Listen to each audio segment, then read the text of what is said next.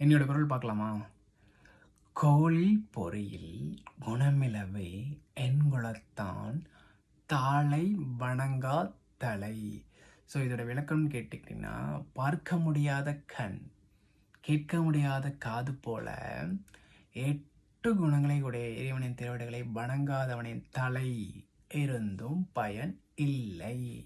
So என்னது, தலை இருந்தும் பயன் இல்லையா? என்னென்னலாம் சொல்கிற நீ? அதானே, நான் சொல்லலைங்க, திருவள்ளுவர் திருக்குறளில் சொல்லியிருக்காரு.